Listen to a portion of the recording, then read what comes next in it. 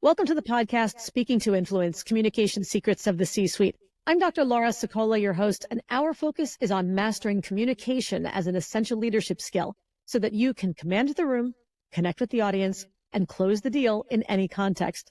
After over 200 episodes, we are a top 1% podcast globally, thanks to you.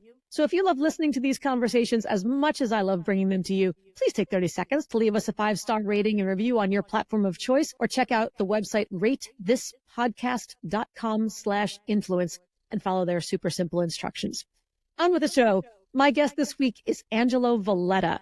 Angelo is the CEO of Ben Franklin Technology Partners. He's also been CEO of many different organizations before that. He's also started an endowed scholarship at Temple University in honor of his late brother, Louis A. Valletta, which is absolutely beautiful. He's the author of the new book, The 7 R's of Leadership and Life. And his passion for his favorite R is recreation, which I can certainly relate to. I'm guessing others can too. Ironically, that 7th R is filled with 5 F's: family, faith, friends, finances, and fun. And that's what we're going to have here on the show today. Angelo, welcome to the show. Well, thank you, Dr. Sicola. It's a pleasure being with you here today, and always a pleasure talking with you.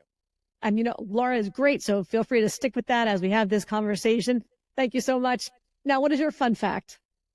Oh, gosh, we're going to start off with a fun fact. That's Yes. great. So for me, it's about being a little bit self-deprecating, right? Okay. So a fun fact for me is that my niece and nephew, who I adore dearly, this is my wife's brother's children, and they're adults now, but if you go back a few years, I said to them, if you look at me on screen here, I look like Shrek. So imagine me green with some horn ears. I'm Shrek, right? I have a mirror. I get it, Laura. So I would have them call me Uncle Shrek. And my my goodness. brother-in-law came to me a couple times and said, geez, it's so disrespectful. You have him call you Uncle Shrek. I said, yeah, I love you. I said, you have to understand, I have a mirror. I look like Shrek. I get it. I bask in that likeness. So let me be the fun uncle and just enjoy the time with my wonderful niece and nephew. And I'll tell you, my adult niece, who I'm really, really close with, as a thing that I do with her when I'm on vacation, I sent her 30 photos because I came off a 30-day holiday, as they like to call it in Europe. I was in Sicily for a month. Oh my God. And I just take the top of my head, and wherever it is, I'll have either pyramids in the background or the Eiffel Tower in the background, or whichever be the case, beautiful oceans, ships, and it's just the top of my head. And she returns the favor with just the top of her head. So it's a lot of fun. That makes for quite the family photo album over time. Yes, yeah, just the shiny top of my head. That's all she gets. That's awesome. I love it. Can't wait to see some of those photos from Sicily or Cairo or wherever else at that point. Now, on a little less self-deprecating angle, and by the way, for anybody else out there who's just listening on iTunes or Spotify or something, this might be incentive to go and check out the YouTube version of the podcast. Shrek would not have been the first name to jump to mind, but now I'm totally envisioning you with the green and absolutely. the horns and whatever else. That's just darn funny. So tell us about Ben Franklin Technology Partners. What's your 30-second elevator pitch? Oh, gosh. Thanks, Laura. We are an organization that we refresh, retain, and reimagine jobs for Pennsylvania. We do that by investing in early stage organizations to refresh jobs. We support with lift of technology for established manufacturers to retain jobs. And then finally, we invest in one of the largest incubator networks in the nation. We invest in 12 different incubators in northeastern Pennsylvania to form our incubator network, to where we reimagine jobs by supporting those firms where they're supporting very early stage entrepreneurs to reimagine technology. So we do all STEM, right? So science, technology, engineering, math, and all products surrounding that. So that's what we do. That's awesome. And it's such a great beginning for an elevator pitch. Angelo, we talk a lot about elevator pitches and things on the show, but just the use of alliteration, the use of threes, the refresh, retain, and reimagine jobs, all those kinds of things. It's so easy for people to process, to remember. There's a ring to it. So thank you for sharing that today. Sure. And some of those R's will be in my 7 R's of Leadership and Life book. So yes. Okay. And we, of course, will have a link in the show notes for your book for anybody who wants to check them out. And I highly encourage them to do exactly that. Now, Angelo, in all of the time that you've been doing these amazing things, what is the most important leadership communication lesson that you had to learn, and how did you learn it?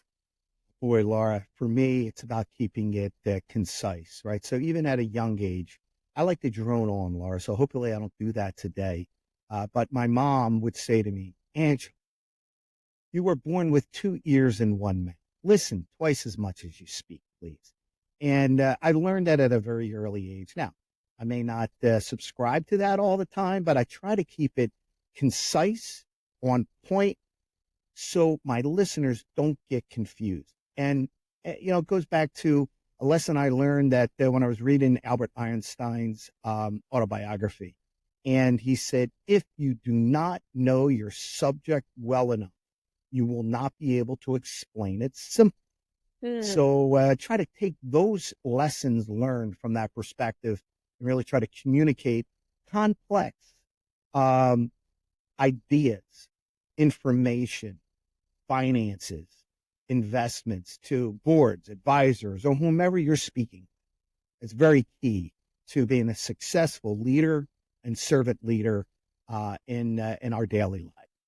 Yes, yes. And I think that was beautifully concise and succinct. There, I think Mark Twain, I believe, had a slightly more tongue-in-cheek version of that same kind of quote where he said, I didn't have time to write you a short letter, so I wrote you a long one instead.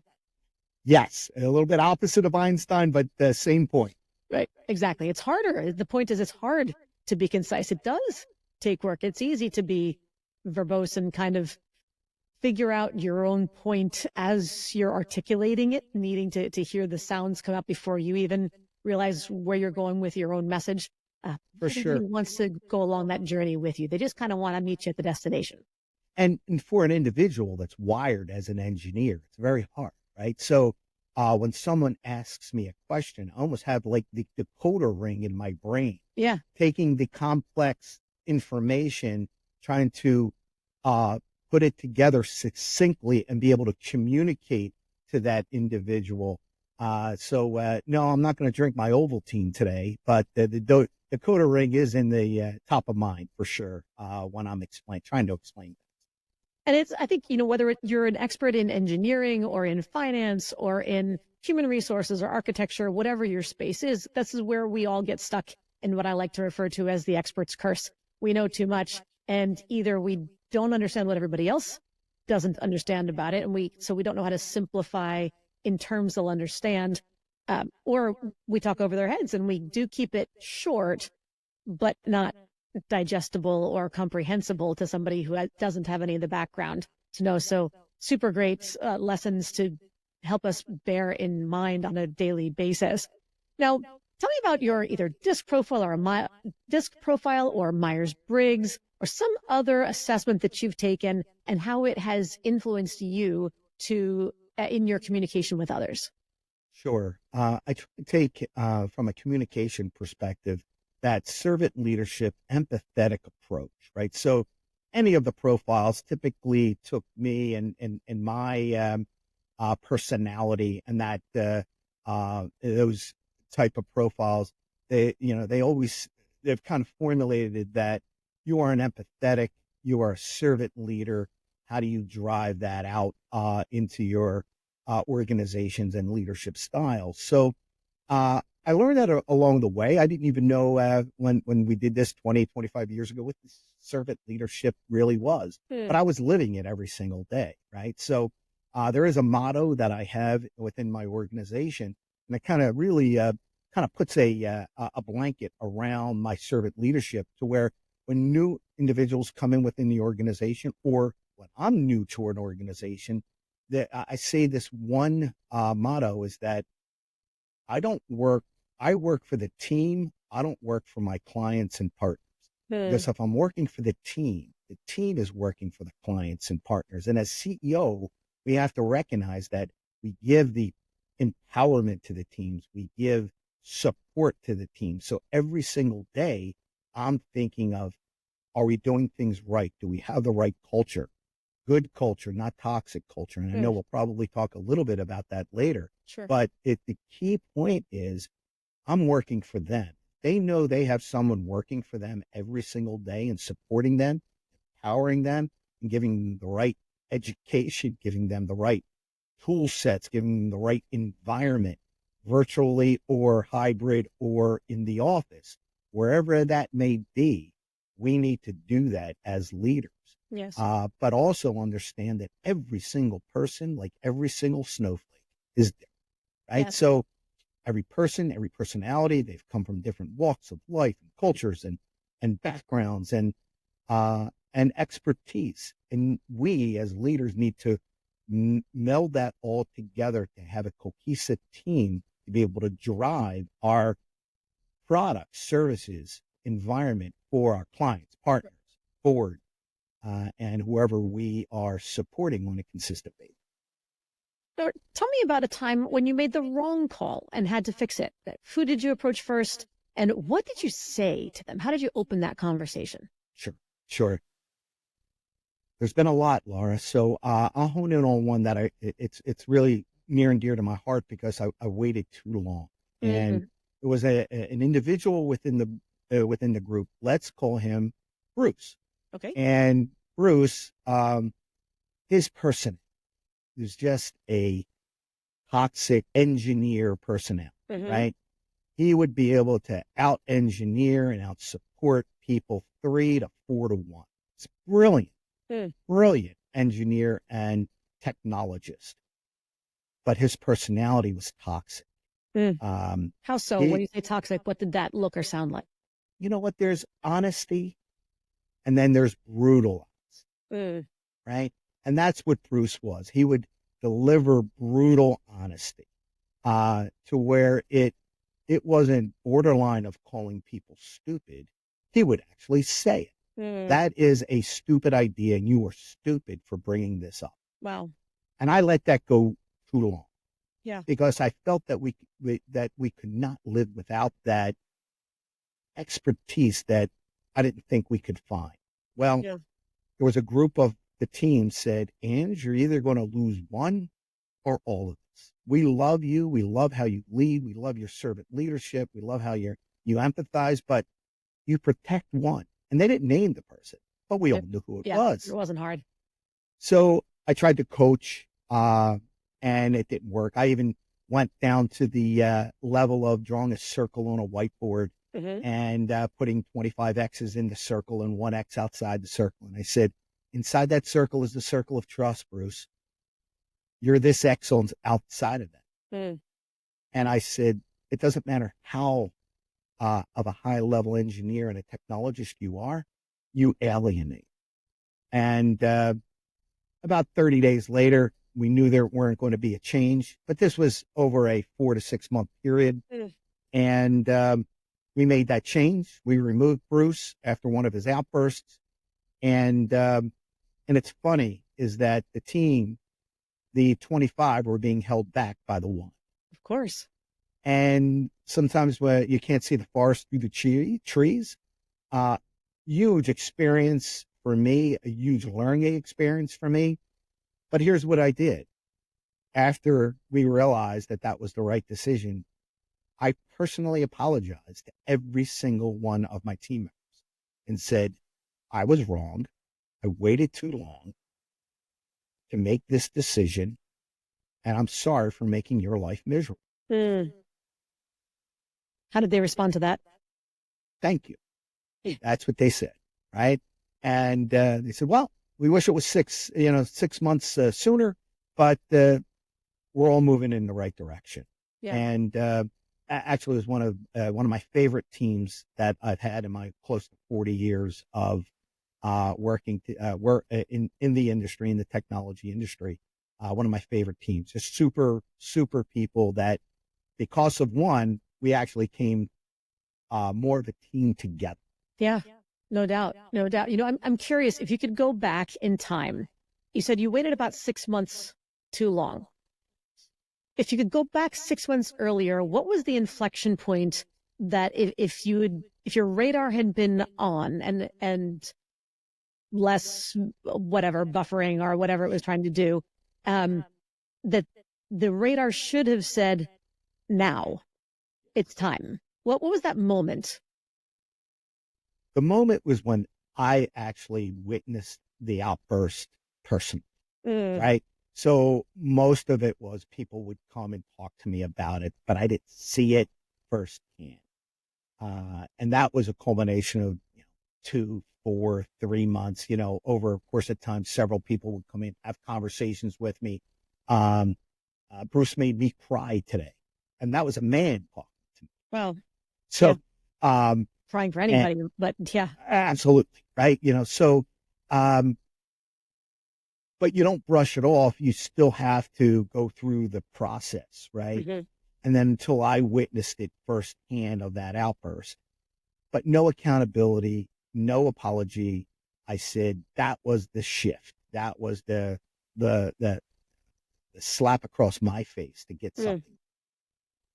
And at that point, what was the conversation you should have had with him? I should have had that conversation with the coaching well in advance and then be able to go through the process of removal. And it was so bad that I witnessed it was immediate termination. There was no goal. Yeah. Yeah. You don't, it's hard to misinterpret that and say, well, I know maybe you were trying to, when it's that sure. blatant that at least it's easy enough to say there's not a lot of room for anybody else to interpret it differently. And you've got 25 other witnesses of the exact same thing. Now, and the beauty, Laura, the one more thing is that how the team came together after the decision, right? Which was wonderful to see. And we became better because others were able to step up, and they wanted to step up because the one was holding. Yes. So in that conversation, if you had gone back that first time that you witnessed it, what would it have sounded like? How would you have confronted him? And what would you have said as far as that's not okay? Right. I would say, Bruce, you can be honest, but you can't be brutally honest. You can't segregate someone in front of a group. I would talk to him about you praise publicly, you denounce private, right? You criticize private. And I would talk to him about it. Even if someone had an idea that was going down the wrong path, to call someone stupid, and how could you even call yourself an engineer? These are the words he said. They're ingrained in my head that I can just spew them out. When I witnessed that, it was telling for me that he is personally holding back the men and women on the team. And so to be able to say something like that, would you have said, like, this can't happen again or else? Is there an immediate ultimatum? Is there respond to something like that? Does he go, well, I'm just being, what do you want? Is there defensive?ness? What would you, I realize I'm asking you to speculate, but this is where a lot of people talk and why they don't have these conversations. For me, it's a process, right? So the first time you have it verbally and you document that in a file or on a piece of paper or on a Post-it note, and you slap it onto their performance appraisal from the previous year that you had a conversation. Sure. And then when it happens again, in this case, it would happen again, then you document it, right? And then the third time, they're out, right? Because you had the verbal, you had the written, and then now it happened a third time. And, life isn't baseball where you get 3 strikes and you get another turn. Part of the game. Well, it doesn't work like that in real life. So in each of those conversations, there would have been this needs to change and it needs to stop looking like this, start looking like this, or else, with a very clear or else. Yeah. Well, say, you know what, Bruce, either that you're going to change your ways or you're not going to be here any longer. That's the or else to me. And that's what I've said from that standpoint. Because I think that's hard for people to say it in such a, line in the sand, black and white way, or else. There's no misunderstanding about that. We won't be able to Yeah. But, I always follow that up, Laura, with, listen, Bruce, if you do not change, you're not going to be with us anymore. Hmm. And Bruce, you have the control. Yeah. This is all on you, not on me, not on the team, not for the organization, not for Yeah. the firm. This is you. You have the power. And I really think that's the important part, is that the individual is making the decision, Mm. not the organization. Right. Right. I think that's really important, that the onus is on that person. You're giving them the control. They're giving them the choice to That's right. make. And that's a beautiful thing to remind them of that. Mhm. Now, what about a time when you decided to take a big risk? What was at Well, stake, and how did you communicate your decision to key stakeholders? wow. I was the lone person within the organization really pushing for a product at a financial institution called mobile banking. And we all probably use it. Probably 95% of the people that are listening or will see it on YouTube, see your podcast on YouTube, will probably use mobile banking. But Hmm. go back a dozen years, that wasn't the case, right? So, and I have to have the audience understand that mobile banking is not a moneymaker for a Mm, financial institution. It is a digital channel yeah. that if you don't have it, you're not going to be in the game for a new client to keep your client. These channels, ATM, telephone banking, mobile banking, branch banking, there's a dollar cost to that, an expense. Yeah. So there I am saying this is going to be the future, to be able to bank. People want to bank on on the palm of their hand. Mm, And, going back, mobile banking failed about 5 or 7 years prior to, interesting. and the reason is that the technology in the hand was not there yet. Right. So you go back 10, 12 years, the paradigm shift was the iPhone, the, the Android, Sure. right? In the palm of your hand, having this power. And I said, the technology is there. Clients are going to require it. We're not going to be able to bring new clients in to the organization without having this channel. Yes. And this was a conversation over time. And once I was able to take my passion around this digital channel and be able to bring some others along, once the decision was made, I already had it teed up and I promised the executive leaders or my peers that I would be able to stand this product up in 90 days. Wow. They said, well, that's good, Ange. 90 days is not good enough. You Oh, need to stand this up in 45 days oh, because we're going to take all of now our marketing efforts. We're going to do bus wraps. We're going to be the first institution in the state of New Jersey to be able to have this product that are outside the money center banks. yeah. And we were able to do that because we did the work up front. We already knew who we were going to go with, who we were going to partner with, how we were going to integrate it within our core banking application. All of that was in place. Hmm. The only thing we had to do was turn it up. And we were able to do that in 45 days. And it's interesting to think, because we so much of when we're talking about innovation, it's about, okay, what'll drive revenue? What's the newest revenue stream, the newest revenue source? But to look and think on the flip side, in some contexts, how to persuade someone to invest a truckload of money in new technology, new products, new services, new innovation, just so you don't lose the money that you already have. There's something so backward thinking about that. I can imagine the first however many times they heard you talk about it, they're going, this, okay, ROI, how is it going to pay for itself? And you're kind of going, well, it is, in that you're going to lose this money anyway, because That's right. either you're not going to invest in it and you're just going to lose the people and all the future money they bring in, or you're going to invest the money now to keep those people and be able to recruit new, because this is now table stakes. Nobody's going to want to join a bank that doesn't have these Yeah. services. That's so counterintuitive. Imagine today going to a financial institution, you want to change banks for whatever reason. And you go, okay, so can I see an example of your mobile banking? Because we all use it. Imagine a financial institution, even 5 years ago, say, oh, geez, we don't have mobile banking. We don't believe in Right. it, right? Or whatever be the case, right? Yes. Oh, boy. Imagine that the person's going to walk out. And to me, it's akin to going into a car dealership and wanting to buy a car. And, oh, sorry, this model doesn't have air conditioning. Right. Right. Yeah, that's not going to happen in my world. That's Right? Stop. wait, that Jersey girl, too much frizz, got to have the Yeah. hair spray. And no, Yeah. we I don't have we to like worry air about that. conditioning.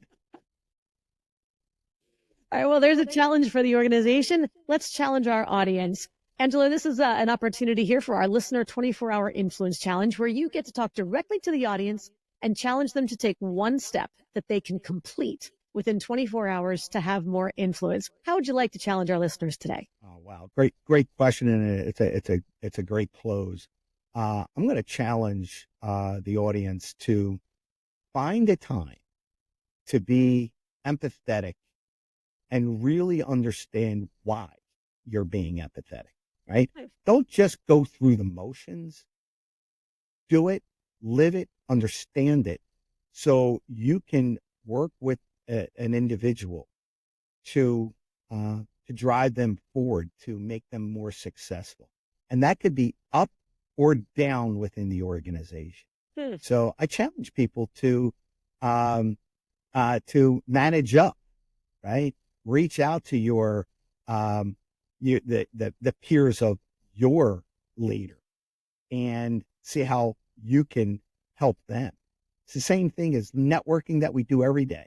We don't go into a relationship we shouldn't go into a relationship with what you're going to do for me. When you build a relationship is, how could I help you?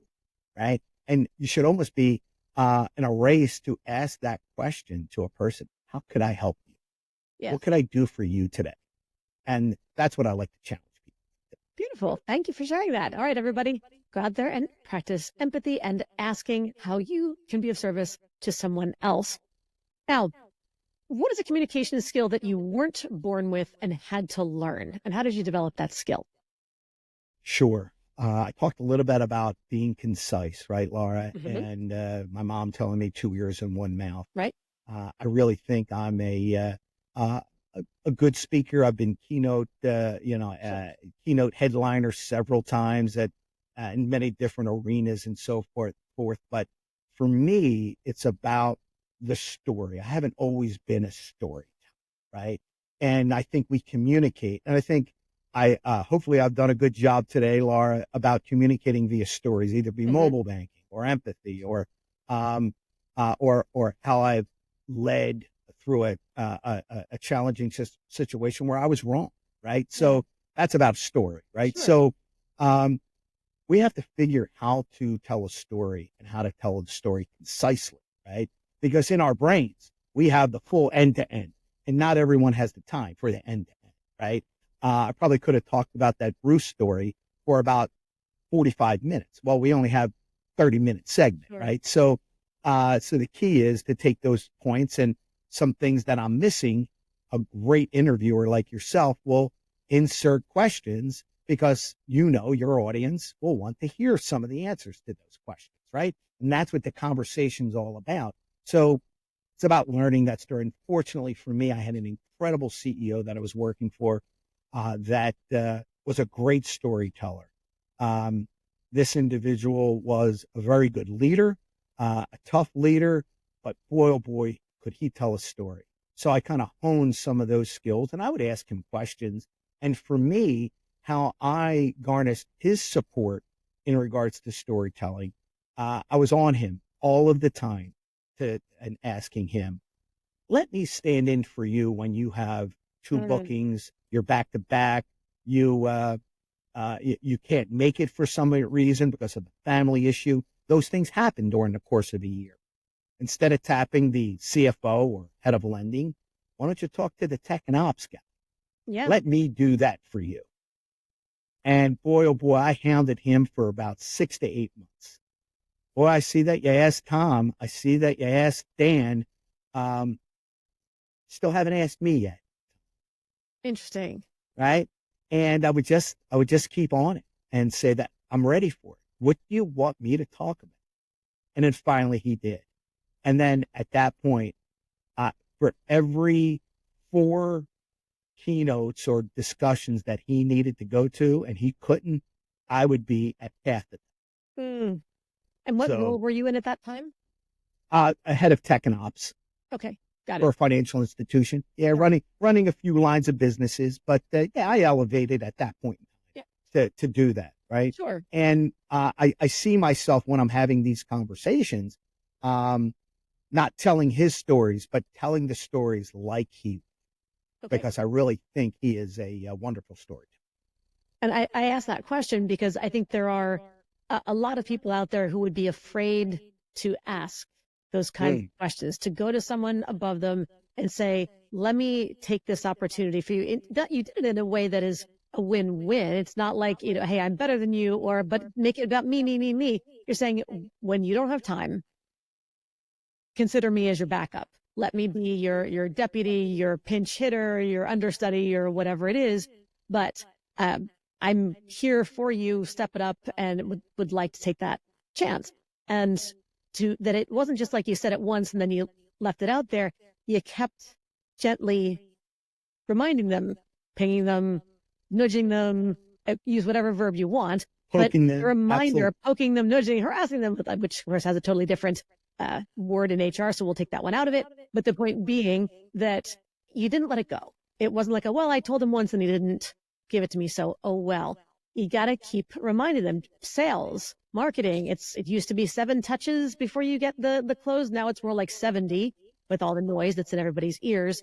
It's not different when you're pitching your own idea to somebody else. So I really appreciate the fact that you were so tenacious and dogged and just constantly, gently reminding, if you got another opportunity, I'm here. Give me a shot. And you Come know on, what? You man, can put me in the give big me a pool shot. and take me out Yeah, if it doesn't work out, but let's see what yeah. happens. Put me in, coach. Right? Yeah. Yeah.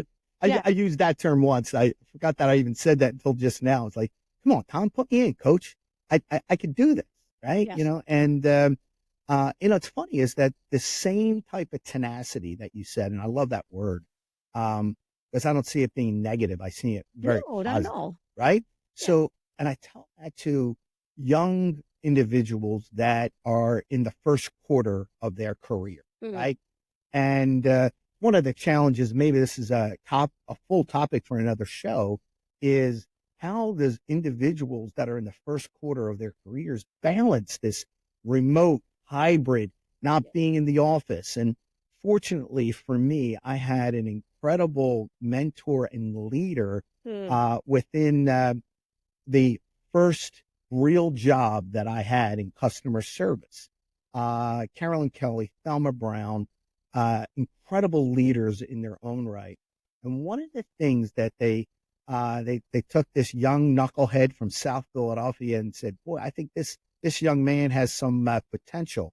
These 2 females that were in financial, you have to go understand. I started working for them in the early '80s. Mm. Okay, one, Carolyn, was nearing retirement when I started. So her career started in the 50s, Wow. right? And I like to kind of stop and say that slowly because, in the 50s, for an African American female in the 50s in Wow. financial services, boy, oh boy, was a different world, right? So, and they took me under their wing and they said to me, and this is where the tenacious comes in, Angelo, once a week, I want you to ask one of my peers in this bank for coffee or lunch, Wow. breakfast, dinner. I don't care. You go meet with one of these leaders on a weekly basis. Yeah. That was part of my job. And I did that. And what I learned from having conversations with these, and there are some conversations I said, boy, I never want to be like that person. Right.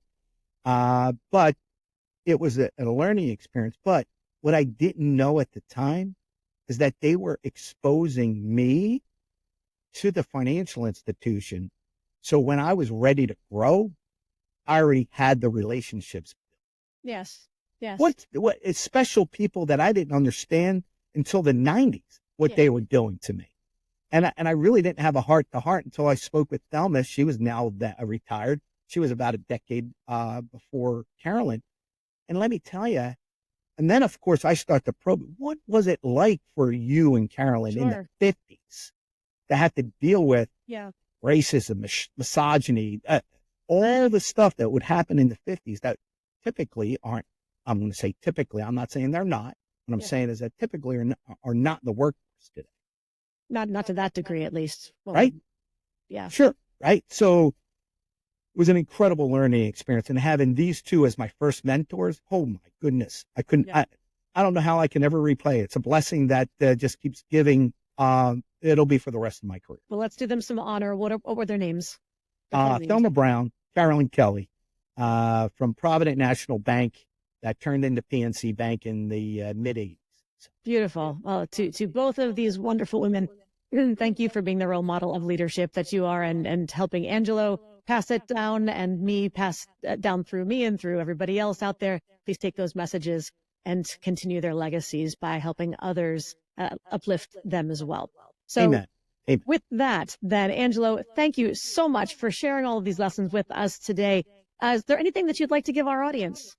Yes. Laura, I've shared a one-pager that outlines my 7 R's of leadership in life. Love it. Yes, it's a little teaser for the book. So I did supply not only the one-pager and the link to the one-pager, but also a link to my author's website that you can purchase the 7 R's of leadership and life. And we'll have that link in the show notes, everybody. So go check it out again on whatever the platform is. Get that link, because look, a one-page overview is always a beautiful thing to just do quick reminders, notes to self, and just to have that 2 millimeter shift every day towards something better. Thank you. And how can people learn more about you and Ben Franklin Technology Partners? Sure. If you want to learn a little bit more about me, please find me on LinkedIn, Angelo J Valletta. Just do a search in the LinkedIn search. There's not many of us, so please feel free to connect and mention the show. I would love to connect with folks that are lifelong learners. So that would be one. Ben Franklin, nep.benfranklin.org. That is our website that outlines how we refresh, retain, and reimagine jobs for the great state of Pennsylvania. Thank you for having me, Laura. Oh, it's been such a pleasure. And to everybody else, thank you, as always, for tuning in. Be sure to subscribe so that you never miss an episode. And once again, please leave us a 5-star rating and review on Apple Podcasts, Spotify, or your platform of choice, including the website ratethispodcast.com/influence. And of course, if you want to download my free guide to equipment recommendations for virtual influence, including my picks for microphones, lights, and more, go to speakingtoinfluence.com. I'm Dr. Laura Sicola, and you're listening to Speaking to Influence, Communication Secrets of the C-Suite.